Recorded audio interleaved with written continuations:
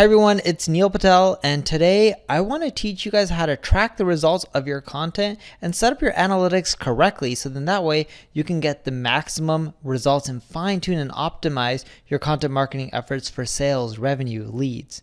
And it all really starts with Google Analytics. It's a free tool provided by Google, and it helps tell you, hey, here's where your traffic's coming from, here are the keywords, here are the URLs, here are the conversions, here's how much revenue each content's generating you, right? It is a super effective tool out there. So you want to go to analytics.google.com, and that's where you can end up signing up. You want to end up using analytics to formulate hypotheses about content performance, determine questions to support it, create and report answer questions with data, and of course, take action and measure the results. And we'll go through all of these, but first, we need to teach you how to set up Google Analytics effectively. First, you need to create goals. Goals help us measure how often users complete specific actions, such as joining a webinar, and clicking that reserve button, or such as buying a product. And once you have your goals, you'll want to go into Google Analytics, click on admin, you'll want to click on goals, and then you want to click new goal. You want to click from one of the templates, and you want to typically click the one that is most relevant to what you're looking to do. Usually you need to give a name for your goal. The name should be whatever it's related to, and you can put in the type of goal. The goal could be like a destination, like someone goes to a thank you page, or duration, or they do a specific event. And then you want to start defining the specifics. Like if you put in its specific destination, you'll want to put in the URL so that way it can be tracked. Then of course, once you're done with it, make sure you turn recording on so that way you can track all the data from that goal. If you already have Google Analytics set up but you don't have goal tracking set up, once you do this, your past data won't update, but new data going forward will have data when it comes to goals. Now, I recommend also creating multiple alerts within Analytics. So Google Analytics also has an alert feature, and this is when it notifies you when something happens, like your traffic spikes or drops or plateaus or revenue decreases or high bounce rates. That way you don't have to keep going into Analytics each day. So you can do this by going to your Analytics, click on customization, and you can end up clicking custom alerts, manage alerts, and then you can end up clicking new alerts. Once you end up doing that, boom, put in a name and put in the condition of the alert. You want to save it, and you pretty much make it to whatever you want it to be around. I also want you to use data to make informed decisions about your business, and this is why analytics is super important to set up. Note that all the changes that you make in your business and in your marketing, some will work, some won't work. By making notes of all of them, you can always go back and undo them.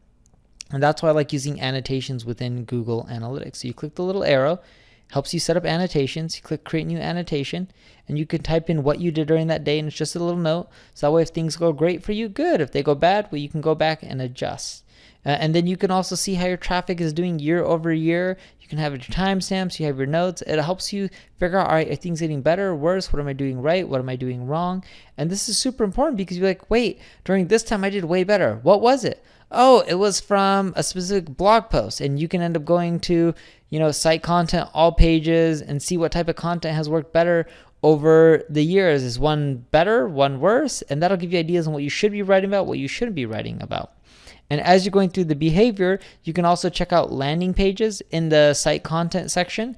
And this will show you the specific pages, the landing pages that are performing better or worse year over year.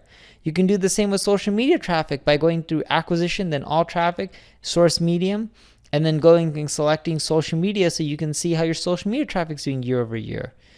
And when you're looking at this, I also like looking at referrals for social traffic because I can see specifics from Twitter to Facebook. Some of these have different URLs like fb.com instead of facebook.com. So just going through each of them and just seeing how it's trending year over year. I also do this with my pay-per-click traffic. And under acquisitions, Google Ads, click on campaigns. If you're running ads, you can end up doing that as well. When you have your analytics set up, I want you to determine your KPIs. KPIs stand for Key Performance Indicators. What are the main things you should be measuring? What's important? Well, measure them. Is it click-throughs? Is it duration, bounce rate, revenue? For me, it's mainly revenue and overall traffic for brand awareness. So I measure those things. I also look at what keywords I'm ranking for and which ones aren't. And that leads me into Google Search Console, because in analytics, you'll notice that it doesn't show you everything for the keywords you rank for. But if you go to Google Search Console, you can see each and every keyword you rank for. When you're in analytics, you're trying to figure out what works. You're looking at existing posts to figure out, hey, what's my performance? How do I tweak it? And you'll get some data, but you won't get all the keyword data, which is why you need to go to Google Search Console.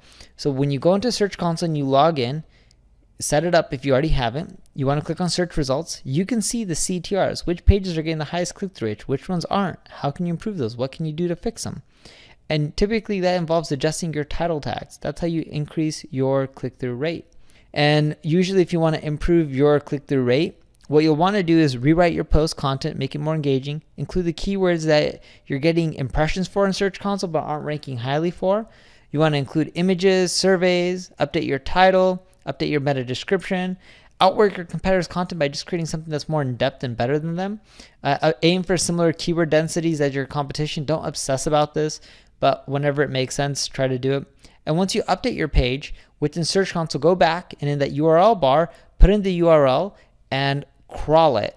And when you go through the steps, what you'll find is Google will crawl those pages more quickly, so that way you can get the results faster. I also have a case studies and market data and field report. We've created this to help you break down valuable case studies and figure out where you can get data from. So that way when you're updating your content, making it better, you can use this so that way your content stands out from your competition. And you can find this on neilpatel.com/training and click on Content Marketing Unlocked, Week 3, Video 3. You'll find the lesson underneath the video. Next, I want you to set up Google Tag Manager. Tag Manager, you just go to tagmanager.google.com, sign up. And what this allows you to do is manage all your tracking, your IDs, your analytics, all the different stuff that you're doing in one easy place. So just set up Tag Manager. It's super simple. Once you go in there, you can see, the tags fired on any specific page, what's loading, and remove tags as you don't need them. So that way your site is continually loading faster and faster over time, because speed really impacts rankings as well. Of course, on top of that, you have to track conversions from event tracking, goals.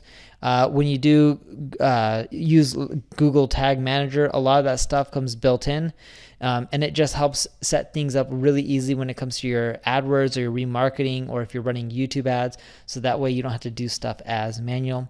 And of course, last but not least, I want you to set up tracking on Ubersuggest. So in Ubersuggest, go to the dashboard, put in your URL, put in the keywords that you want to rank for that you got from Search Console. Ubersuggest connects with your Search Console, so it'll automatically plug them in if you don't know them. Select the ones you want and check your mobile and desktop rankings over time and track your rankings. Last but not least, download and leverage these worksheets and templates. They break everything down step by step, from setting up Google Analytics to Search Console to Tag Manager to making your posts and content stand out. And you can find this all at neilpatel.com/training. Go to Content Marketing Unlock, Week 3, Lesson 3. If you enjoyed this video, like it, share it, tell other people about it. I know I went through some of the material pretty quickly, but that's because these worksheets have everything for you step by step, and it's different for every site, and that's why I want you to go and use the worksheets. As I mentioned, if you have questions, leave a comment below and I'll be there to answer and help you out.